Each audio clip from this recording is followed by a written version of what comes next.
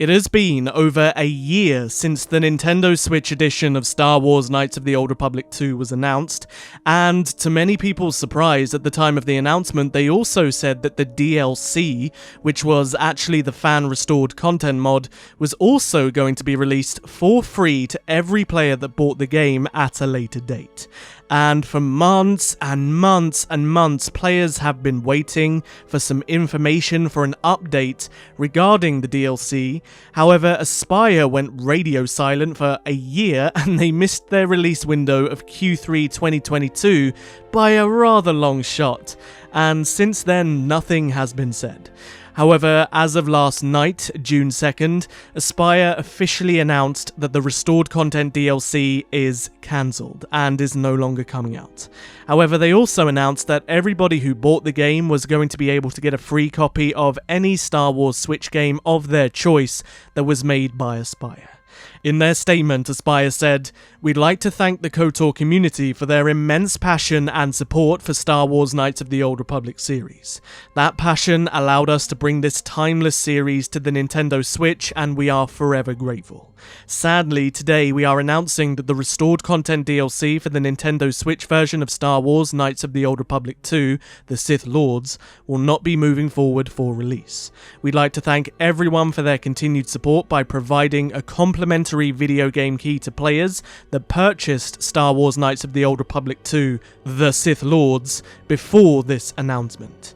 And you can choose from the following games: Star Wars Knights of the Old Republic 2 The Sith Lords on Steam, Star Wars Knights of the Old Republic on Nintendo Switch, Star Wars The Force Unleashed, Star Wars Republic Commando, Star Wars Episode 1 Racer, Star Wars Jedi Knight Jedi Academy, and lastly Star Wars Jedi Knight 2 Jedi Outcast. Now, do I think they should have offered players refunds or the choice to get another game? Yeah, probably. I mean, given that a lot of players legitimately only bought KOTOR 2 on the Switch because they wanted to play the restored content mod, and now they're not getting the opportunity to do so, I think refunds would have been a good option.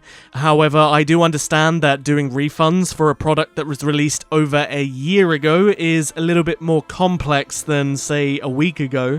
But either way, I do think it's good that Aspyr are at least doing something to give back to the fans after going completely radio silent for a ridiculous amount of time. But with that said though, I can give you a little bit of insight into why it maybe was cancelled.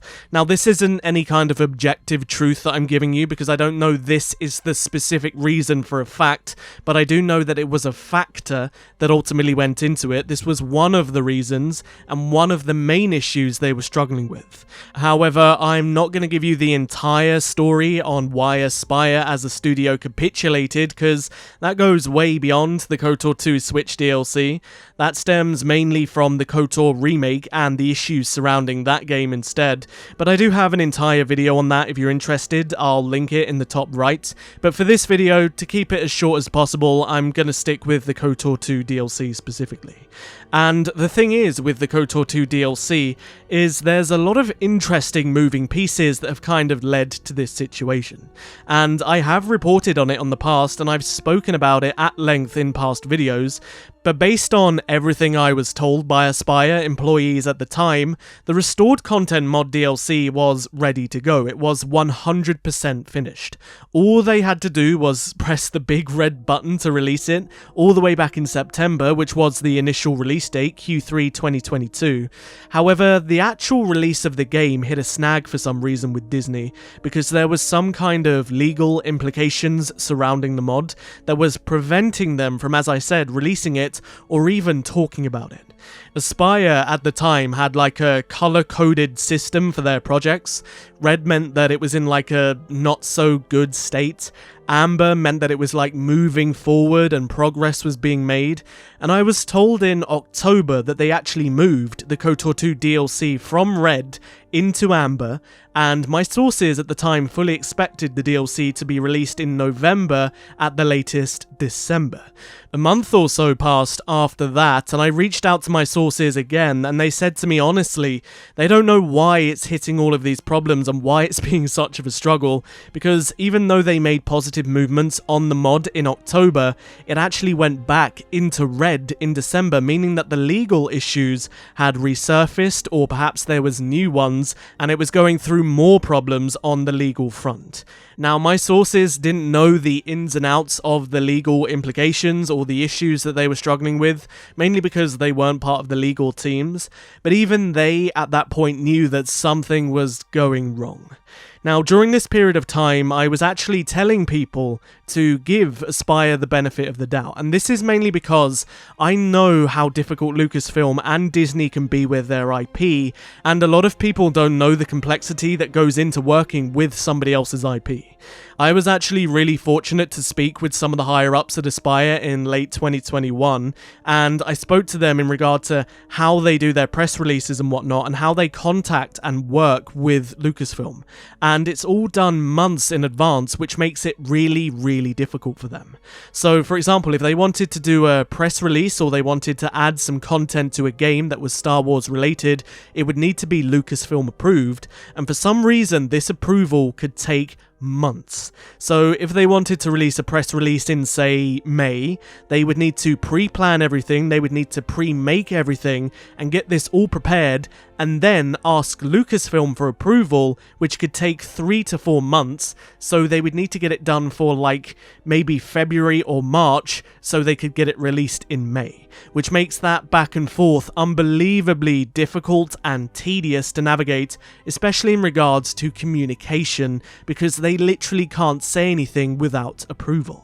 But that doesn't really change the fact that they shouldn't have announced it in the first place if there was any kind of legal doubt. But I spoke to my sources recently about this who are no longer at Aspyr, and we discussed what possibly could have gone wrong, because even they believed as of a month ago it was probably cancelled. And being first-hand in the studio, the several sources that I have said, you know, the leadership, they just had bad communication with its partners for some reason. And this is something that people also seem to forget. Aspyr had conveniently changed the name to DLC instead of it being the restored content mod, but a lot of it was stuff literally made by fans. Now yes, Aspyr were giving credit to those that created it, they weren't erasing them, which was a really good thing, and I gave them props for that.